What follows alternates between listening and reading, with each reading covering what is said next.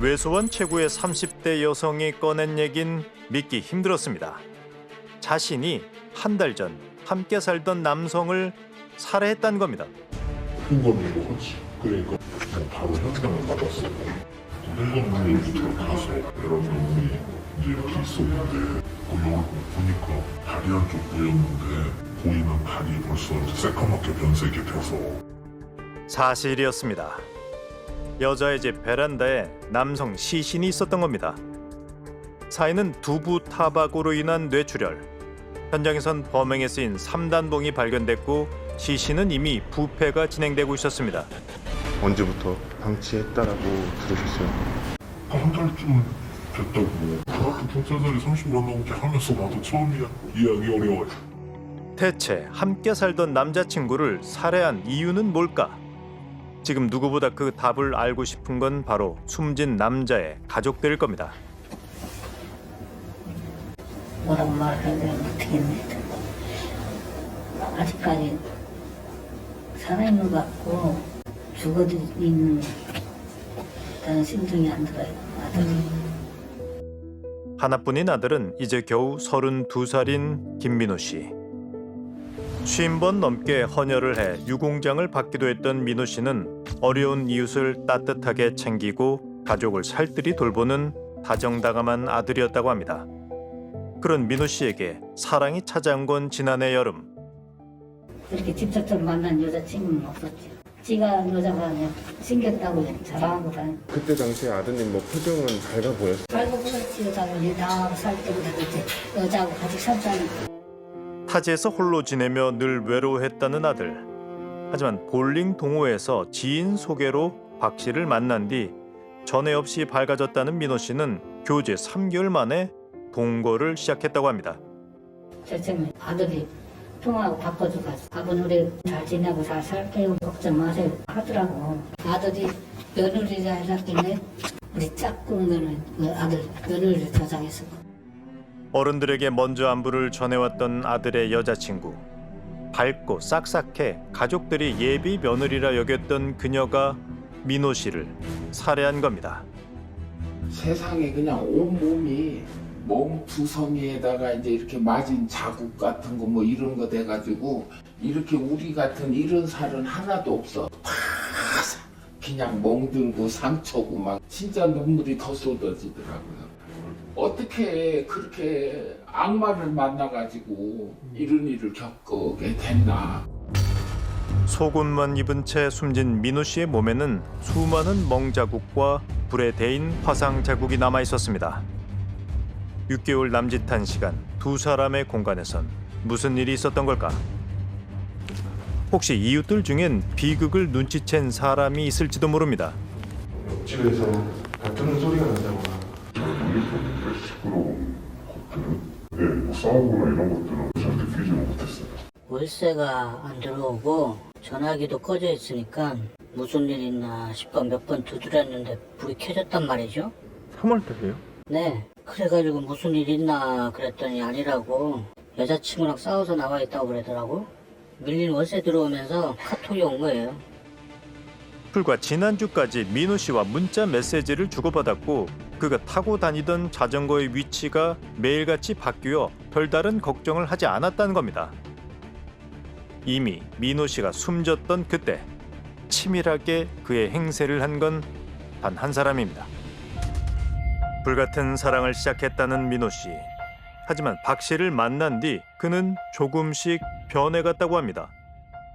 먼저 저한테 항상 연락을 하거든요.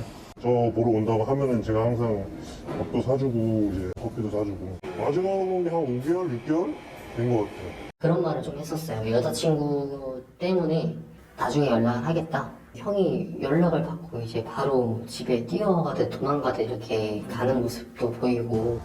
친구들과 어울리기를 좋아하고 지인들의 안부를 먼저 챙겼던 민호 씨가 돌연 모두와의 연락을 끊었다는 겁니다. 그 무렵 푹 빠져 있었던 볼링 모임도 여자친구가 싫어한다는 말만 남긴 채 더 이상 나타나지 않았다는 민호 씨. 이상한 일은 더 있었다고 합니다. 여자친구랑 같이 찍은 사진 좀 보여줘봐. 내 여자친구 얼굴 궁금하다 하면은 사진을 같이 찍은 것도 없고 그래가지고 보여줄 게 없다. 사진이 없다. 그래가지고 못 봤었죠. 돌이켜보면 박 씨의 존재는 이상할 정도로 베일에 쌓여 있었습니다. 민호 씨 친구들은 물론 가족들조차 박 씨의 얼굴을 직접 본 사람은 없었던 겁니다. 그 원룸에도 한 번도 못 가봤어요. 우리는. 왜냐, 이 애가 그 여자애를 소개를 해준다 하면서 안 데리고 오고 쌀도 뭐 김치 반찬 이런 걸 챙겨서 주고 싶어서 거기를 가져가면 집 안에를 들어오지를 못하게 해. 아빠를. 모두와 연락을 끊고 지냈던 민호 씨의 삶은 어땠을까? 그런데 우린 주변 이웃에게 뜻밖의 얘기를 들을 수 있었습니다. 박 씨가 민호 씨의 원룸에서 동거를 시작하고 얼마 뒤 의아한 광경을 봤다는 겁니다. 그때가 겨울이에요, 겨울. 옥상에 올라갔더니 얘가 그냥 아주 그 의자에 있는데 쭉 앉아 있더라고. 옥상 바깥에서 여자친구랑 싸워서 나와 있다고. 옷만 입고 몸만 나온 거야. 유난히 추웠던 지난 겨울, 지갑도 휴대전화도 없이 집에서 쫓겨난 뒤 반팔 차림으로 몇 날 며칠 동안 건물 복도와 옥상을 서성였다는 민호 씨. 말이 안 된다고 생각을 했던 게, 아니 쫓겨난다? 라는 게 좀 이상하잖아요. 자기 집인데. 헤어져라. 어떻게 너 이러고 살 수 있냐 이야기를 했더니 그것도 싫다고 그러더라고. 그래서 여자친구 화 풀리면 뭐 저기 들어가면 된다 이런 식으로 이야기를 했었어요. 하지만 그가 숨진 뒤 또 다른 사실이 드러났습니다. 민호 씨 앞으로 거액의 카드값 독촉 고지서가 날아들기 시작한 겁니다. 그게 1211만 4. 어이구, 이런 거는 처음 들었는데. 평소 신용카드를 잘 사용하지 않았던 민호 씨. 낭비라고는 몰랐던 조카에겐 대체 무슨 일이 있었던 걸까? 이게 언제 돈을 빌린 거예요? 잠깐만요. 이게 작년 2021년 11월이에요. 카드로 대출받은 게 그 800짜리를 받았어요. 800. 지금까지 확인된 카드 빚과 대출금은 무려 2천만 원에 달합니다. 평소 민호 씨를 잘 아는 친구들 역시 민호 씨에게 카드 빚이 있다는 사실이 몹시 의아하다고 합니다. 체크카드 결제를 한다거나 네, 카드를 여러 장 쓸 만한 사람은 아니었어요. 왜냐면은 월급이 들어오면은 그 월급 한에서 생활비를 사용하려고 했었던 형이기 때문에 여자친구는 일을 그때 당시 제가 알기로는 안 하고 있었고 집에서 이제 그냥 집안일을 한다 얘기를 하고 있었고 그러면 그거는 이제 형이 일을 해서 번 돈으로다가 둘이 생활을 한다고 들었어요. 그러니까 민호 씨가 혼자 돈을 벌어 월세와 박 씨의 생활비까지 책임지고 있었다는 겁니다. 경찰 조사에서 박 씨가 털어놓은 그날의 진실은 더욱 잔혹했습니다. 최초 진술에서는 때렸다. 그래서 죽은 줄 알았는데 다음 날인가 보니까 움직이길래 그래서 꿈틀거려갖고 또 때렸다고 진술합니다. 어디를요? 누워 있는데? 그 온몸을 때렸다고 합니다. 그러면 쓰러져 있는 친구를 병원으로 데려간 게 아니라? 그죠? 이게 그러니까 베란다에다가 그냥 방치를 두고 있었던 거예요. 온라인으로 3단봉을 구입한 뒤 민호 씨를 무자비하게 폭행했던 박 씨. 특히 이 사건에서 굉장히 눈에 띄는 것이 3단봉을 구입을 했다는 거예요. 전문적으로 그 사람을 통제하기 위한 상징적인 어떤 물건으로 3단봉을 구입을 했다. 그러니까 그 사람을 어떤 그 개인의 어떤 하나의 인격체로 바라보는 것이 아니라 돈을 내가 뺏을 수 있는 그런 대상, 내 스트레스를 해소할 수 있는 그런 대상, 그 효용이 없어지면 그대로 버리는 마치 일회용 물건 같은 그런 생각으로 그 피해자를 대했을 가능성이 높습니다. 그렇다면 한 달이 넘는 시간 동안 민호 씨의 시신을 방치해오던 박 씨가 돌연 자수를 결심한 이유는 뭘까?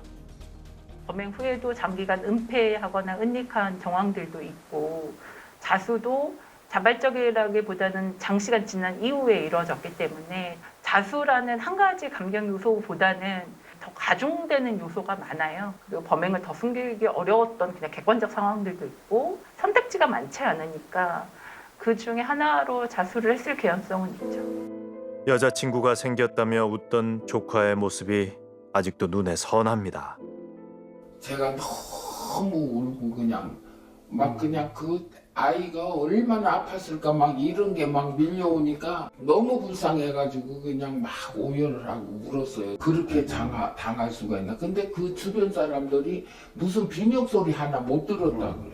그게 이상하잖아요. 그게 이상한 거예요. 민호 씨가 박 씨와 집을 나누고 돈을 나눈 건 사랑하기 때문이었을 겁니다. 민호 씨가 박 씨의 무자비한 폭력에도 소리 한번 내지 못하고 저항하지 않은 이유 역시 사랑을 믿었기 때문일 겁니다. 그렇다면 박 씨는 어땠을까? 여전히 범행 이유에 대해선 침묵하고 있는 것으로 알려진 박 씨. 이제 그날의 진실을 당신이 자백할 차례입니다.